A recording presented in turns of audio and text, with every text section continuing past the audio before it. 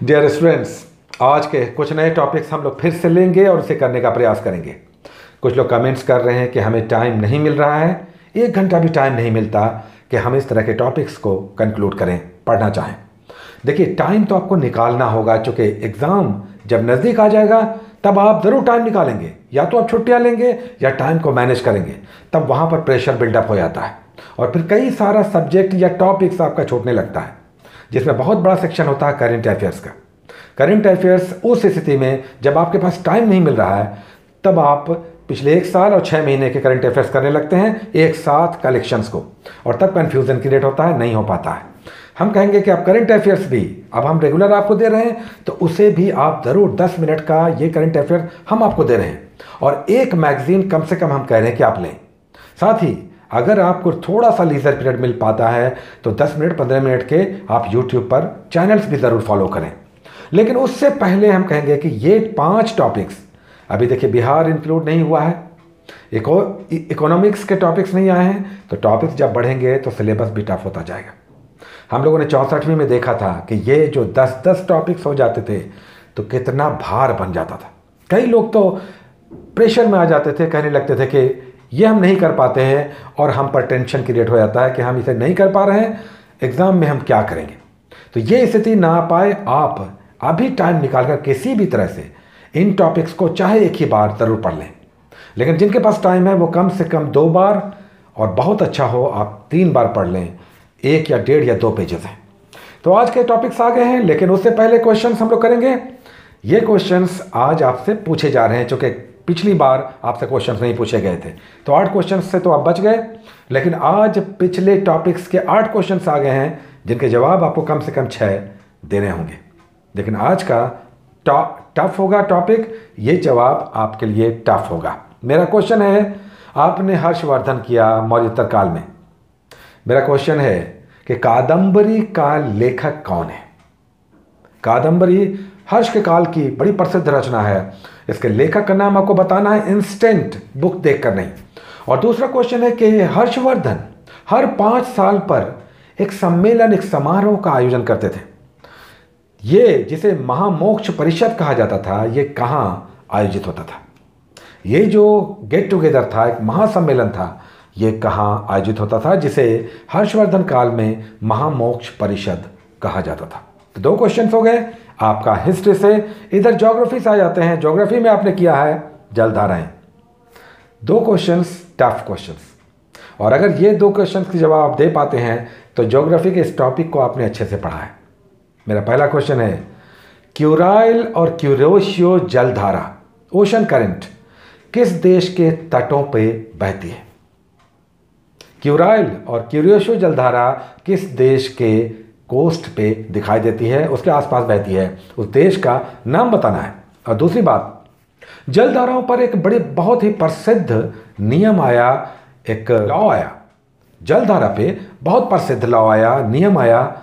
यह नियम था कि पृथ्वी के घूर्णन के कारण जलधाराओं की गति में, उनकी दिशा में परिवर्तन हो जाता है। हेमिस्फीयर में, नॉर्दर्न हेमिस्फीयर में, यानी उत्तरी गोलार्ध में, इनकी दिशा दाईं तरफ हो जाती है, ये झुक जाती हैं। जो जल की जो धारा है ओशन करंट की, ये पृथ्वी के घूर्णन के कारण ये एक और बेंट हो जाती है, उत्तरी गोलार्ध में दाईं ओर और दक्षिणी गोलार्ध में, साउदर्न हेमिस्फीयर में लेफ्ट, ये बेंट हो जाती है। इसलिए जलधाराओं में आप देखेंगे ये जो बेंट है, ये कुछ खास कारणों से होता है। इसे किस वैज्ञानिक ने नियम यानी लॉज के आधार पर साबित किया? उस नियम का, उस वैज्ञानिक के नियम का नाम बताना है।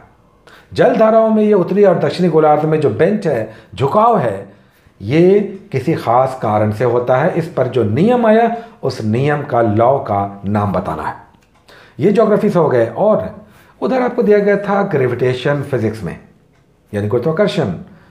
आपको बताना है कि कहाँ पर पृथ्वी पर गुरुत्वाकर्षण बल 0 होता है। और नेक्स्ट क्वेश्चन इसी टॉपिक से, ग्रेविटेशनल कांस्टेंट जी का इकाई क्या है, यूनिट क्या है? आपने फार्मूला देखा होगा कि F = G m1m2/r²।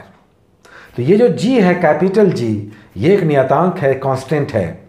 तो इसका यूनिट आपको बताना है, गुरुत्वाकर्षण नियतांक की इकाई क्या है, और सोने पे सुहागा हो जाएगा अगर आप इसका वैल्यू बता दें। यूनिट के साथ अगर आपने इसका वैल्यू बता दिया, कांस्टेंट, चूँकि ये कांस्टेंट है तो इसका वैल्यू कितना होता है, अगर ये भी बता दिया तो हम कहेंगे कि आपने बहुत बहुत अच्छे से ये टॉपिक पढ़ा है। तो ये थोड़ा टफ हुआ, लेकिन आप प्रयास करें, बुक नहीं देखना है। उधर आपसे साइंस के बाद पॉलिटी से 2 क्वेश्चंस आ जाते हैं। आपको मूल कर्तव्य दिया गया था, आपको बताना किस कमेटी के सिफारिश पर मूल कर्तव्य संविधान में 1976 में जोड़ा गया, उस कमेटी का नाम बताना है। आसान क्वेश्चन है। और दूसरा कि मूल कर्तव्य किस देश के संविधान से लिया गया है, फंडामेंटल ड्यूटीज का कंसेप्ट, ये भी आसान क्वेश्चन है। उम्मीद है कि ये 2 तो आप जरूर बनाएंगे बिना बुक को देखे हुए। तो ये 8 क्वेश्चंस आपके हो गए, इसमें से 6 के जवाब आपको देने हैं। अब आज के टॉपिक्स जो हमें करने हैं, हम लोगों ने हिस्ट्री में अच्छा हम लोगों ने अप्रोच किया है, हम लोग बढ़े हैं। मौर्योत्तर काल हम लोगों ने कर लिया, अब दक्षिण भारत में हम लोग इन करेंगे। साउदर्न इंडिया का हिस्ट्री हम लोग पढ़ेंगे, जिसमें आपको पल्लव काल पढ़ना है। दक्षिण भारत का इतिहास हम लोग करेंगे, जिसमें सिर्फ ओनली आपको पल्लव करना है, 1 पेज में है बुक में, अच्छे से आप पढ़ें। हाँ, ध्यान रखें कि राष्ट्रकूट और चालुक्य यहाँ पे नहीं करेंगे। राष्ट्रकूट और चालुक्य आप छोड़ दें, नेक्स्ट टॉपिक में हम लोग करेंगे। अभी आप इसमें पल्लव कर लें, पेज नंबर दिया जा रहा है, आप डायरेक्ट जाएं, 1 पेज में ही मात्र यहाँ पे दिया हुआ है। इसमें कल्चरल डेवलपमेंट और मिलिट्री डेवलपमेंट, सांस्कृतिक, राजनीतिक, ये सब विकास दिखाई देता है। उनके नाम आपको समझ के अच्छे से पढ़ने हैं, पल्लव कर लें। उसके बाद इधर हम लोग आ जाएंगे ज्योग्राफी में। ज्योग्राफी में आज हम लोग करेंगे ज्वार और भाटा। ज्वार भाटा हम लोग नेक्स्ट करेंगे, यानी टाइड्स एंड एब्स। ये आप करेंगे किस तरह से ज्वार भाटा आता है, किसका गुरुत्वाकर्षण, किसका आकर्षण किस तरह से लगता है, हाई टाइड, लो टाइड, ये सब आप पढ़ें। 1 से 1.5 पेज में ये दिया हुआ है, आसानी से समझ में आना चाहिए। प्रयास करें समझने का, लेकिन अगर कोई दिक्कतें होंगी तो फिर हम लोग इस पर बात करेंगे।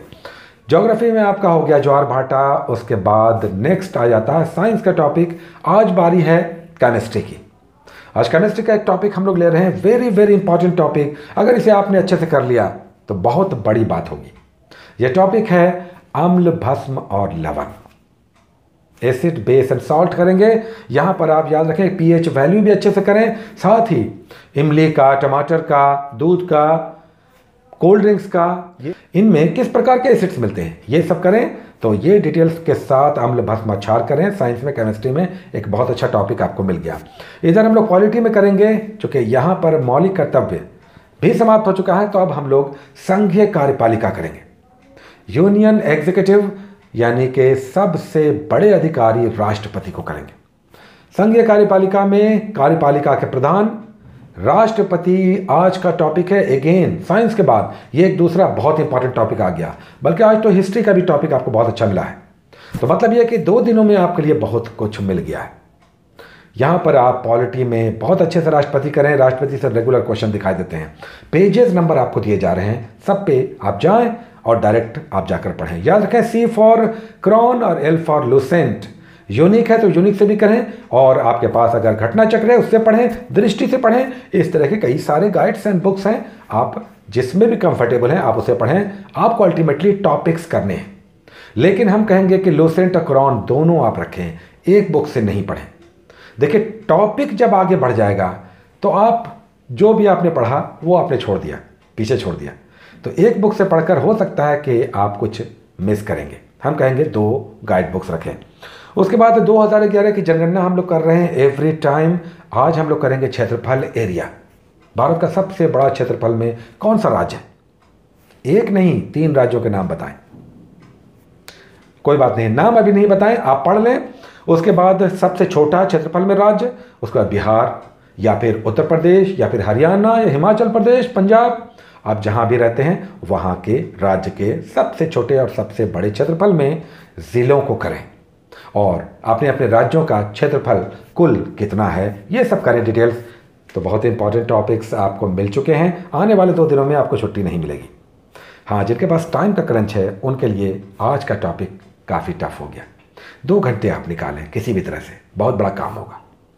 Take care.